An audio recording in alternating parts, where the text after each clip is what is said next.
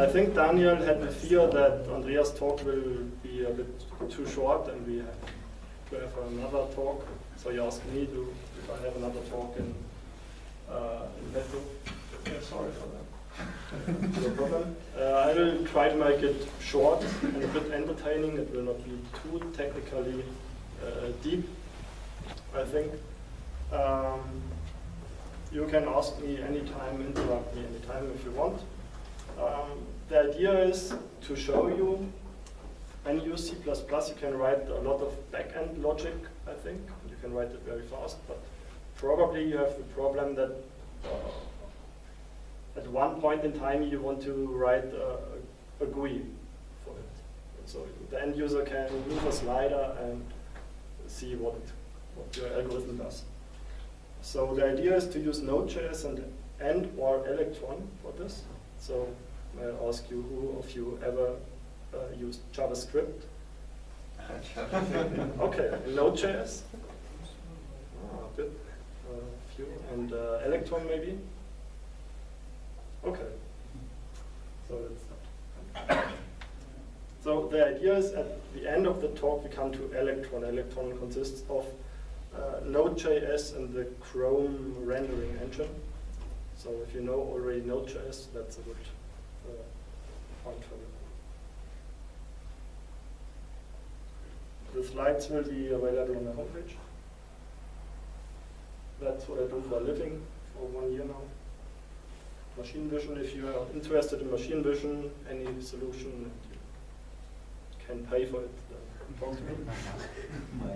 So the idea is, why use JavaScript? You're here because you're C++ experts, but maybe you want to use JavaScript because it's everywhere. It's better suited for exploratory programming, so if you try out something without compiling and waiting and set up a project and such things. And here I have an example for you. I think, Andreas, could you compile your C++ code in your presentation? Directly in your presentation, maybe not? In the presentation, no. Okay, that's one question. Second question is, you use for presenting? Who of you can use destructuring at this laptop already? Who has the compiler or such things for? Use what? One. Who can use destructuring on his laptop?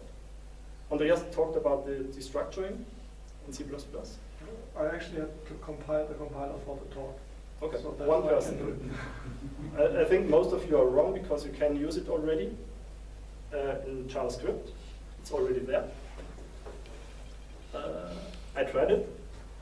You can use something like this JavaScript function here that returns an array of number and a number and a number. And here you assign it to 2 different variables. And it's available directly in your browser by pressing F12 and okay. So you see JavaScript can do a few things C++. And actually the presentation is written in Electron that uses the Chrome engine, so I can use the developer console to show you what I present. That's what I mean with the rich tools, with integration with HTML5. Okay, that's the whole point of using JavaScript, to use HTML5 too, to get some graphical effects for your end user. Yeah, the whole thing ends up in using Electron. And what's more is, if you use JavaScript, you get a lot of libraries with NPM that you can use out of the box. For example, use OPC UA or Fabric.js or whatnot. So Node.js, for those who don't know it, is JavaScript on the server. So normally you know JavaScript from client side, running in your browser. You can also run it on the server with using Node.js. It's built on the V8 engine from Chrome, and it comes with NPM. That's the world's largest ecosystem of open source libraries. Most of the time, if you need one library, you you Google for it, and then you type npm install OPC UA, and you're done. That's really great. And you can write add-ons for it in C and C++. That's where you will come into play. For Node.js, you can write modules directly in JavaScript, and you can also write native add-ons that act as modules that you can write directly in C and C++. What you do is you create a special shared library using C++, including the V8 dependencies, libuv, internal Node.js libs, and if you want, you can use none. The history there is that V8 is written more or less for Chrome, and they change the API as they want, more or less. And that's a problem for Node.js, because then the modules won't compile anymore. And for this, NAND was written to abstract away some of the API changes. Does it, a question, does it work on V8? Or do they support other? Normally only V8, but I think at one point Microsoft told us that Chakra, or what it's called, their own JavaScript engine can work with Node.js too. Did they actually prove it, that it can work? I think. I think not many people use it. I think that's more or less a technology demo. I think. I forgot to say I'm not a JavaScript expert yet, too. So here my expert knowledge ends. So what to tell you is how to write a simple C++ add-on. That's very simple. It receives an argument from JavaScript side, calculates the factorial, and returns the result back to JavaScript. So here's how you prepare your setup. That's more or less for you to read at home. It's interesting. That's what I meant previously. If you have installed Node, it comes with npm, and then you can type something like npm install none, and you're done. You have the none, header, libraries, everything you need. That's how it works in Node.js.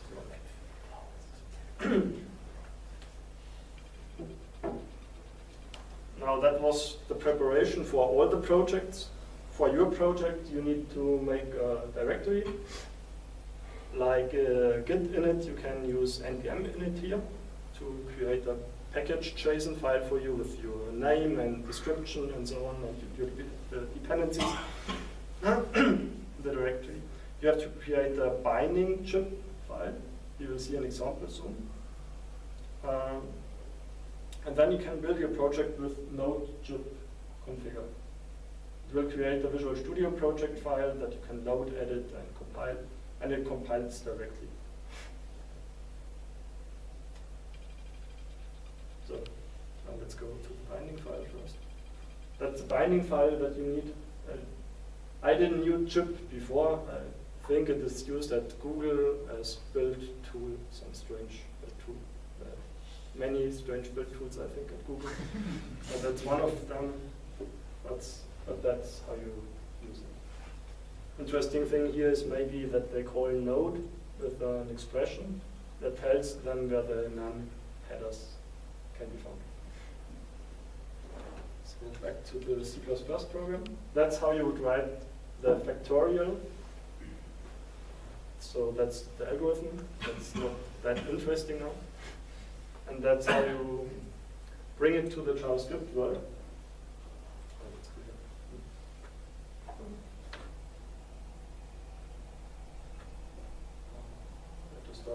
So here I use none, and here in comments is what you would have to write if you didn't use none. It's more complicated. We define a method factorial in a module example 1. And here we export the symbol for it. That's the boilerplate code. And then in the function itself, you can or you should, test for the length of arguments, because JavaScript is not C++, so strictly typed. You can provide as many arguments as you want. So at runtime you have to check if your arguments are as expected. So you turn an error if you don't have exactly one argument. And if this argument isn't a number, you return an error. Then this is the line you need to get the number out of it. So for those who don't know it, JavaScript doesn't know about doubles, floats, int with 32 bits and 64, it only knows about numbers more or less. And these numbers can, that's where my knowledge ends a bit, only be, okay, restart. Floats aren't known at all for JavaScript. JavaScript only knows about doubles and ints with 32 bits. And that's all a number value. So that's a problem if you want to write your code with 64 bits, because it's not known in JavaScript. And libraries that do have to run on 64 bits use all strange things to put int 32s into int 36 into int 32 or even strings. Yes. So here's the implementation above that returns an int. Do I have a cost here? I think the cost is not needed.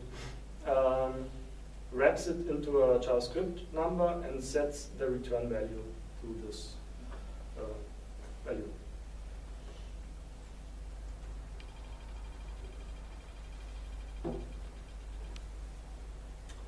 Here's some trick. Maybe you can read at home if you're interested to use. If you're using Visual Studio, you have to patch a bit to use the debug version of Node.js with the debug version of your add-on. And then you're done. You can run Node on the command line. I can show you, maybe.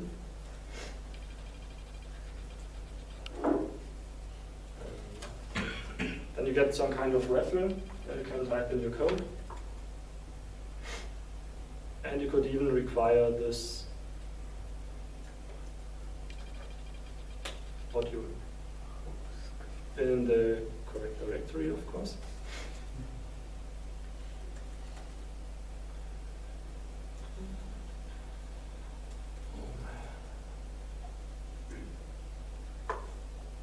Oh.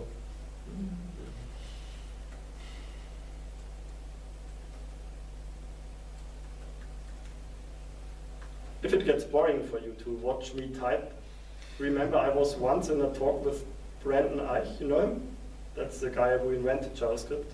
And he played 5 minutes some JavaScript game because he was so excited about what JavaScript can do. And we all had to watch, so you have to wait 5 minutes now.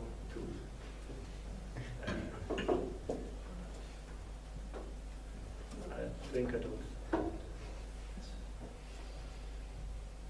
Or you can leave. Be measured. This somewhere, I don't remember where. Oh, yeah, I think so. Okay. No.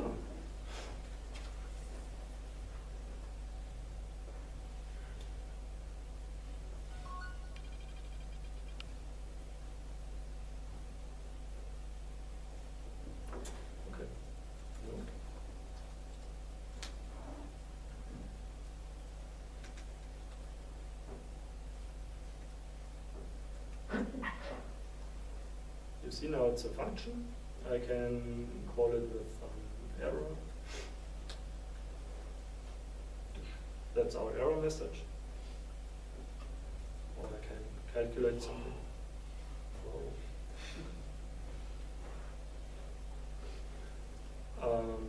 And I can build it. We will come to that later. For Electron.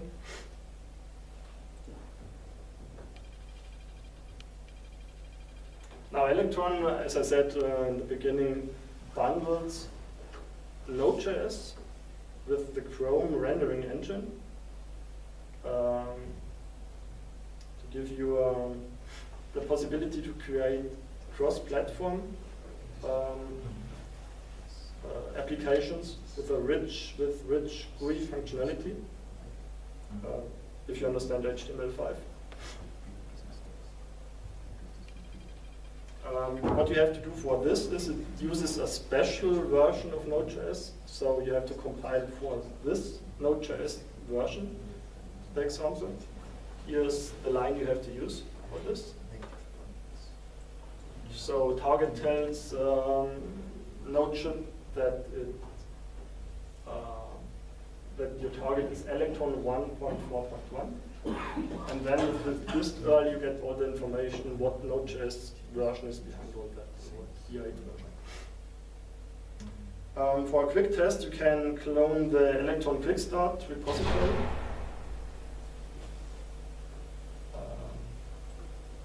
The line goes till here, and then there should be a new line, and you have to type npm start then, and you're ready to go with an application like my presentation here.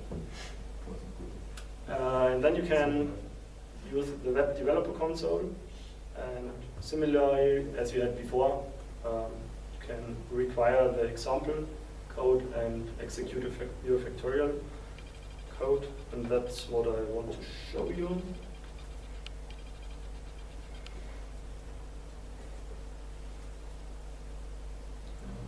npm start.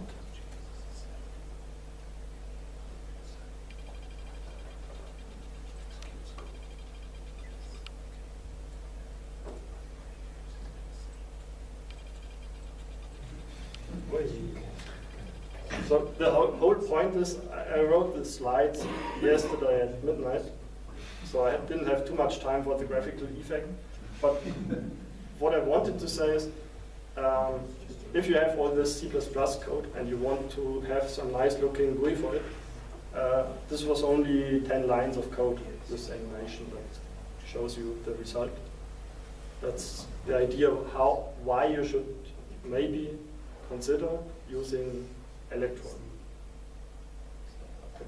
Question: is it Firefox or some other program? This is now a native application that's using V8 engine, so the engine that's using Node.js first, JavaScript server side, and connects internally to the rendering engine of Chrome. So there isn't any Firefox at all. And there isn't any update problematic or such thing. So if you write an application and it should run 5 years from now, maybe, Chrome maybe, or any other browser may be updated thousands of times, and nothing works anymore, that's not your problem here because it's all bundled in one application. If I want to ship the application, what do I need to ship? Electron is one thing, and then you have Electron userland tools. There's one that is called Electron Builder. You clone it more or less, you change a few lines, your description and so on, and then you run npm dist, and what it does is it takes your JavaScript code and everything, and all your modules you need, and your HTML5 code and your CSS, packages it all into one RSA archive, it's called, and creates an installer for you. So more or less you write a few magic lines and you have a ready-to-go install. Is it cross-platform? Yes, it works on Linux, Mac OS, and Windows. Does it work on Android? Sorry? Does it work on Android? No, not with Electron. Electron targets only the desktop systems, but I think the HTML5 portion of your application can be used in Cordova or something, or PhoneGap. Will I be able to run it in a browser? Yes, actually these slides here, I can show you.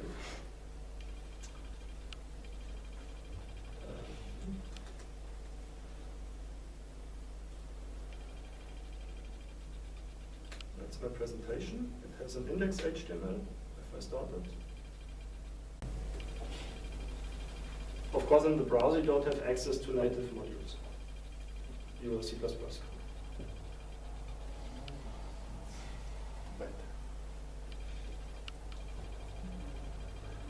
Wait, why not? You don't have access to your native modules, even if you make them available in your... Not in the browser. You have access in Electron. Yeah, That's more or less your packaged Chrome browser in a box. I see. If you distribute your application, it will contain more or less a Chrome embedded browser in your application. And this embedded browser can execute a C++ code, but not the normal browser. That would be a huge security problem. Yeah, because I don't want to execute your code in my browser. Exactly. This is, At least not using makes the sense.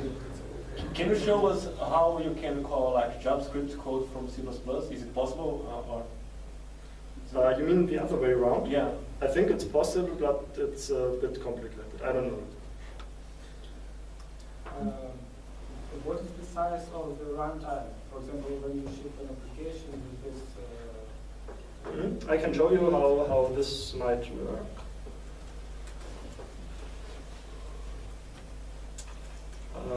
You see, you have here a package JSON.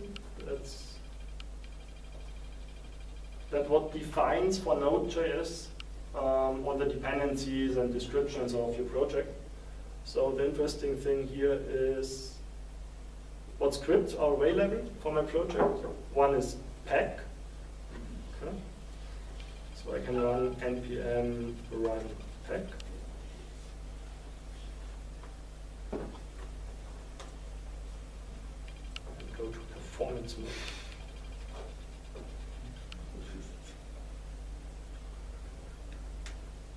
I think the Chrome libraries are around 50 megabytes, so that's the big part. But who cares?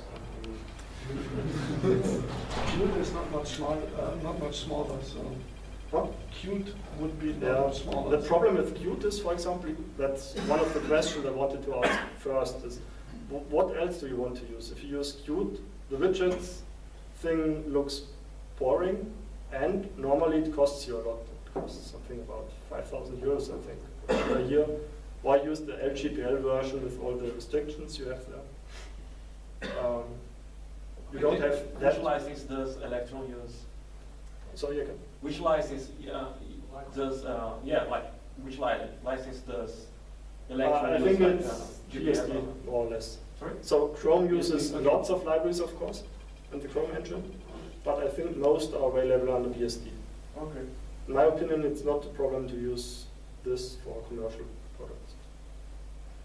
You see the size here is about 50 megabytes. And installation works like click on it, does everything on its own.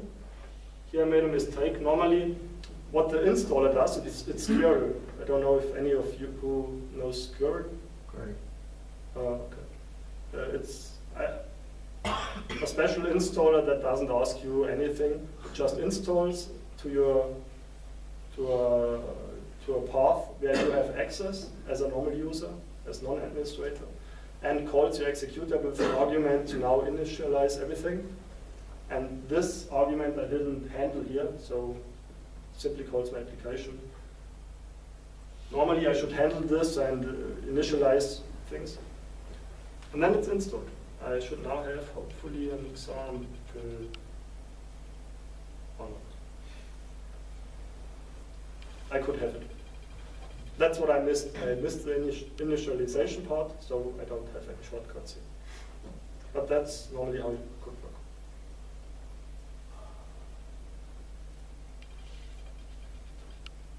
What else do I have? The problem or the concept of Node.js is more or less that it can't execute multiple threads in parallel. It only has one message queue where everything happens.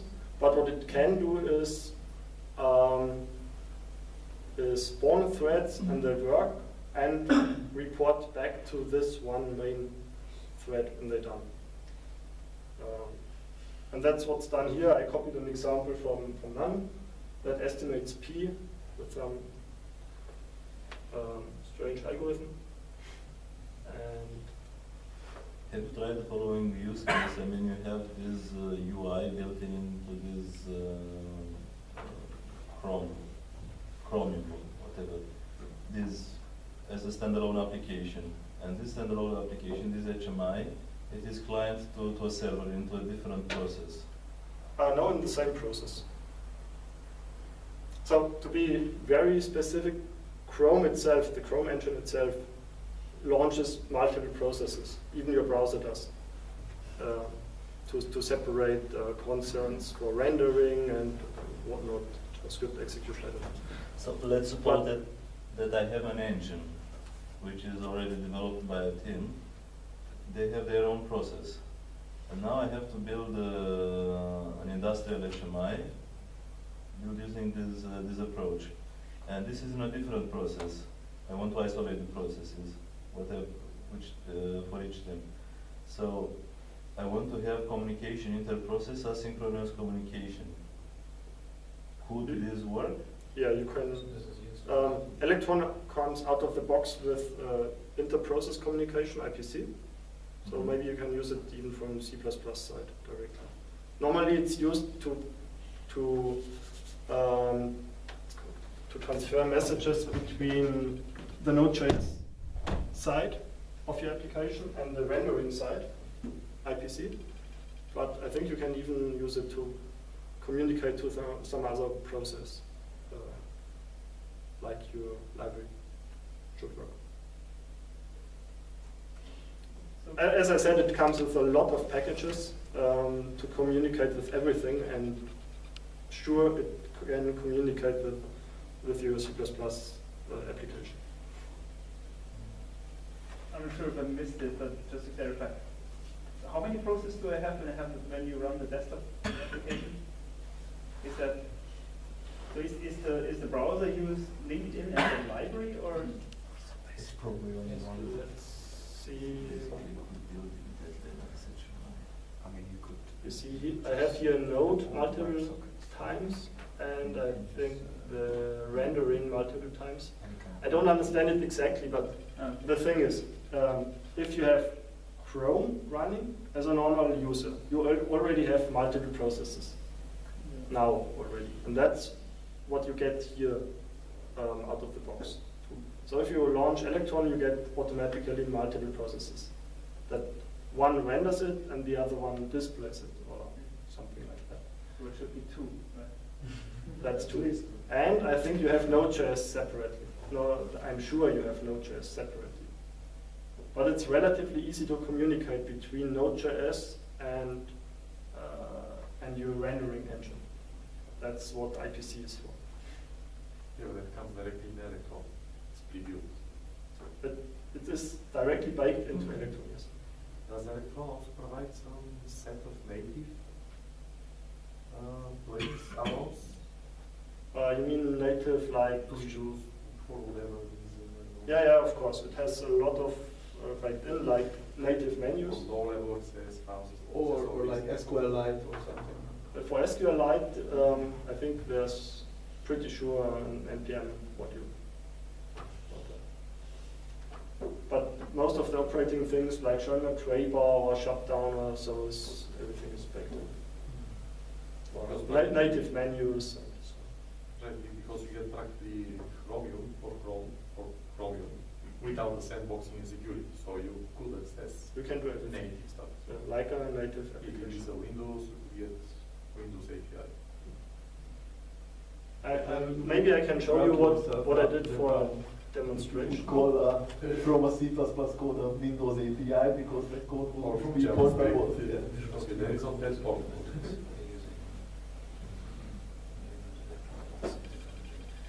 Well, if they provide names, So architecture. I talked about, this talk was already held by me for JavaScript developers. And now, yesterday midnight, I translated it to C++ users maybe. that's my last talk. And here for demonstration I had one thing. I can show you like a live demo, directly my presentation because it's written in Chromium, in Electron. And I wrote some image acquisition thing that shows me. And it uses Halcon, the machine vision library, to it tries to find a barcode.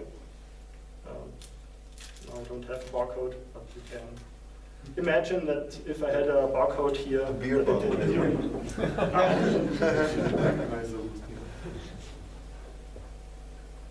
Great. So if it doesn't work, it's the fault of Halcon. Sometimes it works. You see, sometimes it works. Sometimes it works. The light is a bit dim here. So that's what you can do, for example.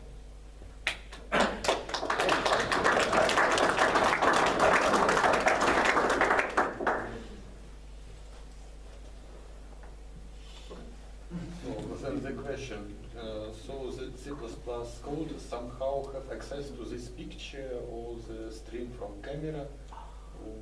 How it Yes, more or less the other way around. The JavaScript code has access to the C++ code. What I do here is I use the Halcon library to acquire the image and process it, so try to find the barcode. I can show you. That's the great thing here. Source this.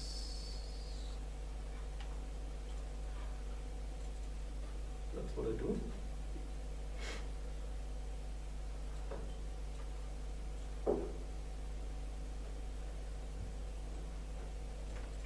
So what I have written here is one module that's called HalconLib that wraps the C++ side of Halcon. And owns a frame grabber. So here it's my webcam. Starts grabbing images. That's all JavaScript here. And if I press launch, here it loads the module, 2 modules actually. To be honest, I don't really know any more what is done here, but more or less the JavaScript code is here the main code, and it calls from time to time into C++ code. And then what I had previously, returning one number, the factorial, is of course you can return arbitrary data structures like an image. And that's the image I showed you. Okay. Any other questions? What about portability? Electron itself is portable, so it exists for the 3 major platforms. Yes. But once you make an add-on, you make an installer for one platform. Does it have a framework where you could write this add-on 3 times for the 3 platforms and wrap it in 3 installers in a way? This userland program I told you about, the Electron builder, you run it on 3 different platforms and it creates 3 different installers. Somehow. I only tried it on Windows. Because the GUI part is portable if you write in JavaScript. But if Yes. you make an add-on, that's then specific to a platform. Yeah, your add-on is configured, remember, with chip, and chip already has built in some so you switches for different compilers. So you build it multiple times. Okay, when you build the installers, exactly. So you make the installers. You make the installers, it builds your C++ code. Well, that means 3 different builds of the add-on. Sorry again? Textures. Okay, exactly. So it's different installers for each platform from the same add-on. With differently compiled C++ code. But that would mean I need 3 machines, or at least 3 virtual machines with a 3 architecture, and build, Yes. download the same source code everywhere and do the native add-on installer generation in each, or not add-on, but the installer generation in each platform natively. I think you can't cross-compile. But what you can do is maybe you can compile it once for all 3 major platforms without the bundling into other archives, and then load your JavaScript code that you modify during development directly in this pre-built Electron app. So then you can develop in JavaScript at least and run directly on US3 platforms. If I have a window up which is rendering into a window something, yeah. Can I take that window and put it into what is rendering and put it into the browser, into this Electron stuff?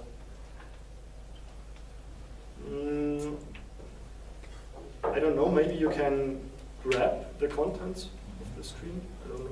Probably there's a library for that. Yeah, there's Robot.js. Yeah, there's Robot.js that does exactly this. It grabs your screen contents and you can do something with it. So, for example, show it in your browser engine. Robot.js. And that's what I mean. You simply type npm install Robot.js and you're done. And this is one of my examples here at the end of the slides. Because actually Robot.js has a lot of C++ code, I think well written. You can use it as an example. And then has some JavaScript wrapper around it, and you can install it as an npm module. That's Robot.js.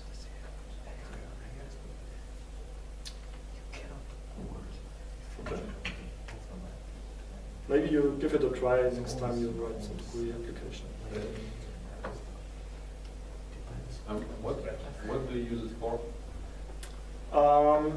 So actually my problem sometimes is if I imagine this to become a problem one time, is I write machine vision application code that inspects something and I want to show it to the user. And the user only wants to see the picture and some decoded barcode or some measurement or so. So what to use? Maybe Qt it costs a lot and it looks ugly, and I don't know what else could be possible, but Electron is really fine for this kind of application, of this use case. If you only want very few sliders, a very simple GUI that executes your C++ code. That's my idea. Can you run this application on your favorite cloud? No. I don't know. Why do you want to execute a factorial on the cloud? Not a factorial, but No, we have, as for example, we have a subscription model where you can buy apps for months, and they are delivered to I don't know which cloud, but they're running on. So the application is running on the server, and the client side just has the browser, for example. Yeah, of course you can use only Node.js. That's used most of the time. Electron is is not used so often, but Node.js I think is even used at. Yeah, we use Node.js. Yeah. You know, and it can run, of course, native modules. The whole Node.js itself consists only of a very small core and a lot of modules. So the Electron stuff is just to bundle that all together and have it as a desktop app. That's the browser. Browser.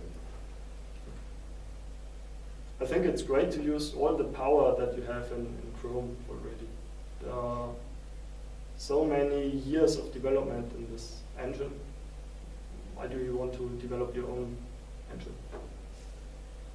If you have this use case, and that's what we have, that you can write one app that you can run either on the cloud or natively with a browser plugin. So I think that's a great power of using JavaScript and Node.js for that. Maybe you can use it for that, yes. Yeah. I'm not sure. I can assure you that you can use it for that. But the great power of this stuff is that you can write quickly HMIs. So imagine that you have that ugly machines in the U-Bahn selling beverages, and you can have quickly a nice UI. Pretty quickly with no research and development, basically. I mean, you grab this piece of stuff, you pay a kid which designs something pretty nice, and you are just binding it with your own app, your hardcore computing stuff. This is the beauty of this stuff. I think I like Electron for that it just takes all the different parts that are there and then puts them together. This is great for UI and for sales guys. This is I have a comment that in Qt library there's a QML language that pretty allows this to create controls and rendering. But the problem there is that you have to, sorry, but you have to buy it. But it's open source.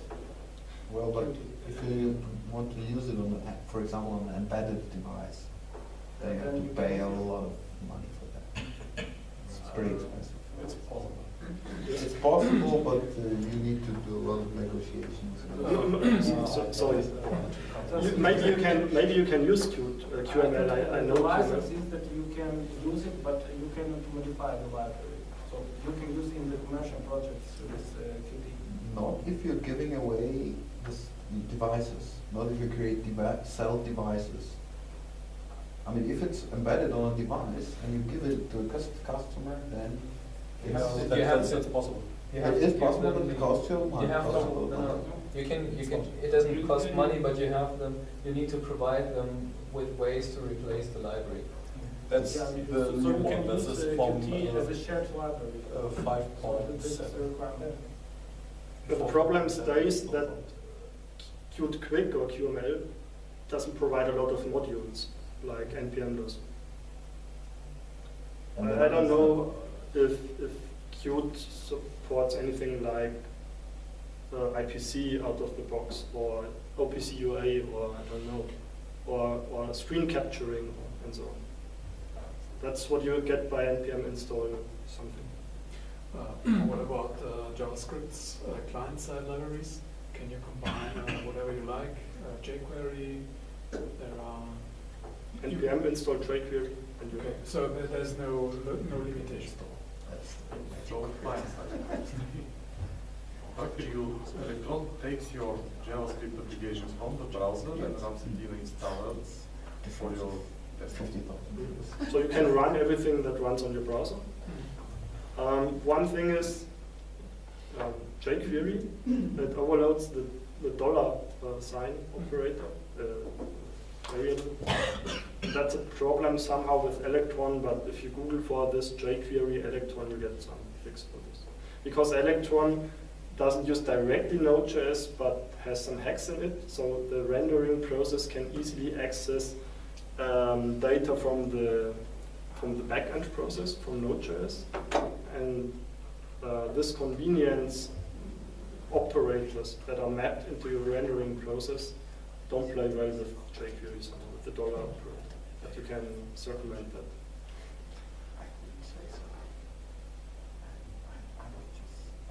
Okay, let's stop here. If you have any questions left, talk to me after this.